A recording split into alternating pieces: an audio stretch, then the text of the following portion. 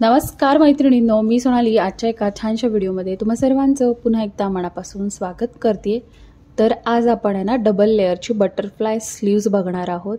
सध्या खूप ट्रेंडिंग आणि एखाद्या सिल्क साडीवरती अशा प्रकारची बाही छान दिसते।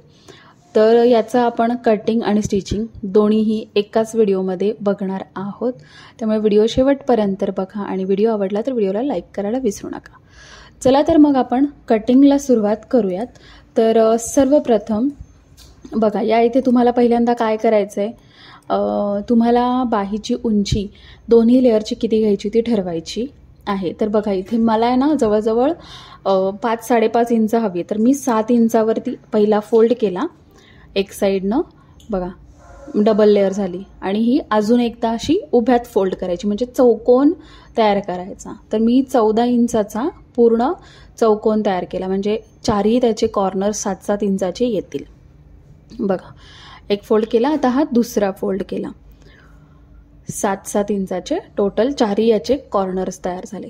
हा 7 इंचाचा आणि हा उभा पण 7 इंचाचा। आता जिथे कॉर्नर बंद बाजू आहे तिथून बरोबर 7-7 इंचावरती मी इथे मार्किंग करते आणि अर्ध गोल इथे आकार द्यायचा आहे म्हणजे आपल्याला हे पूर्ण राऊंड कट करायचं आहे। तर मी इथे मार्क केलाय आणि आता हे कटिंग करून घेते। तर ही माझी पहिली आतली लेअर जी मोठी लेअर असणार आहे आणि याच्यावरती छोटी लेअर मी घेणार आहे। तर हा बघा एक सर्कल असा कट झालेला आहे। आता हे सिंथेटिक आहे त्याच्यामुळे जसं आपण वळवेल तसं हे वळतंय। तर हा सगळ्यात मोठी लेअर माझी तयार झाली आहे। सेम अशीच दुसरी पण लेअर तयार करून घ्यायची कारण आपण 2 स्लीव्जला लागणार आहे। हे एका स्लीव्हची एक लेअर तयार झाली। आता ह्याच स्लीव्जची छोटी लेअर तयार करते। तर ती करण्यासाठी पहिली 7 इंचाची घेतली होती, 2 इंच कमी अशी मी 5 इंचाची ही घेणार आहे।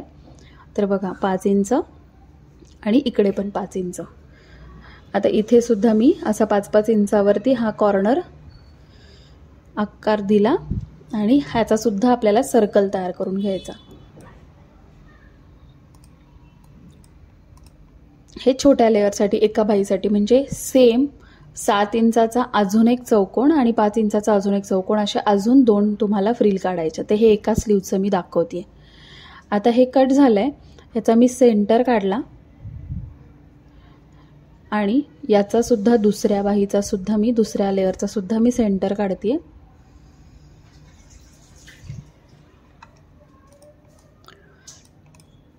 सेंटर काढल्यानंतर दोन्हीही लेयर्स एकावर एक ठेवल्या आणि त्याचे सेंटर जुळवले व्यवस्थित।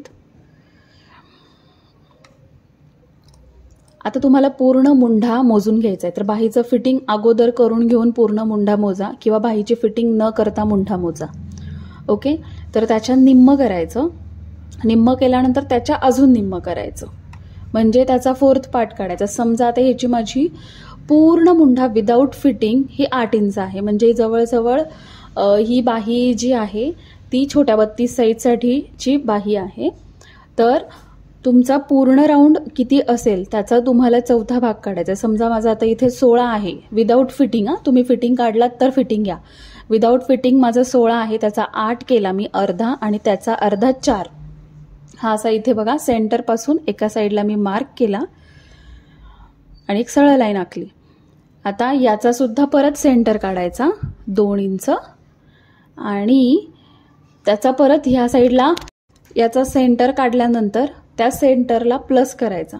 बघा इथे मी 2 इंचावर एक सेंटर काढला। आता ही उभी लाईन आहे ना त्याच्या अलीकडे आणि पलीकडे परत 2-2 इंचाचं मार्किंग करायचं। तर मी ह्याचा प्लस म्हणजे अधिकाचं चिन्ह काढलं आणि आता हे पूर्ण राऊंड आपल्याला कट करायचं आहे। तर बघा मी असा हा गोल तयार करते।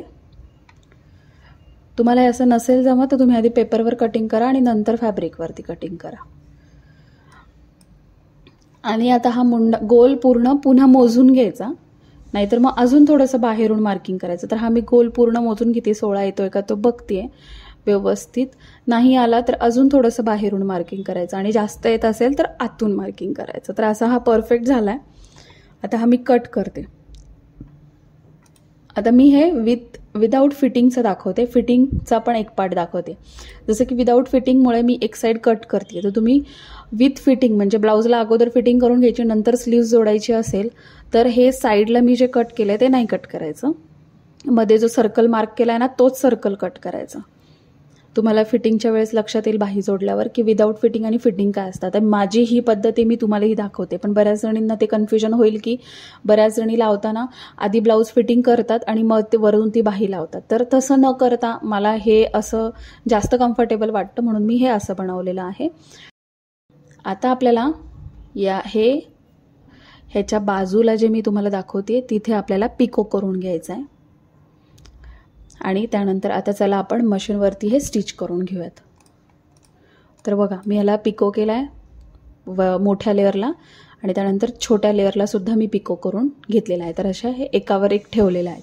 आता ही छोटी लेअर वर येणार आहे, मोठी लेअर खाली येणार आहे, अशा पद्धतीने ही आपल्याला घ्यायची. तर त्यासाठी तुम्ही सरळ बाजू आणि उलटी बाजू पिकोची ती पण पहिल्यांदा चेक करायची.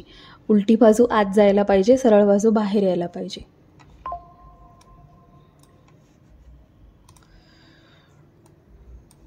अशा पद्धतीने मी आता हे एकावर एक ठेवून यांना एकमेकांना अटॅच करून घेते, म्हणजे जोडायला आपल्याला सोपं जाईल.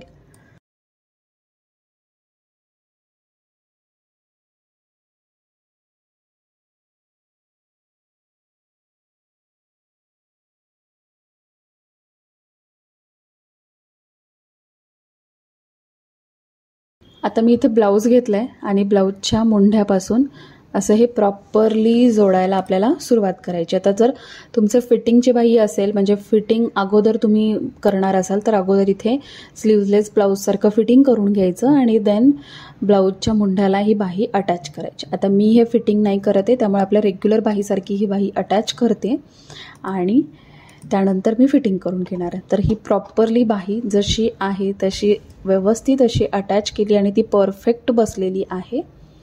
आता तुम्ही बघू शकता किती सुंदर आतली लेअर जी आहे ती बरोबर 6 इंचाची तयार झाली आणि वरची 4 इंचाची, म्हणजे जसं की अर्धा इंच आपल्या इथे फिटिंगमध्ये गेलं आणि अर्धा इंच पिकोमध्ये गेलं.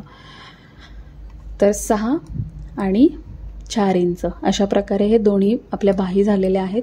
आणि त्यानंतर बघा मी इथे फिटिंग करून घेतलेलं आहे प्रॉपरली. सो मी तुम्हाला एक साईडचंच इथे फिटिंग करून दाखवलेलं आहे. सो ही अशा प्रकारे अशी सुंदर अशी बटरफ्लाय आणि डबल लेअरची स्लीव्ज आपली तयार झालेली आहे. सो साध्या सोप्या पद्धतीने सांगण्याचा प्रयत्न केला आहे. कशी झाली नक्की सांगा कमेंट करून. आवडली असेल तर लाईक करा, शेअर करा. चॅनलवर नवीन असेल तर असेच नवनवीन वेगवेगळ्या प्रकारचे व्हिडिओज बघण्यासाठी आपल्या चॅनलला जरूर सबस्क्राईब करा. चला मग पुन्हा एकदा भेटूया अशाच एका नवीन व्हिडिओसोबत.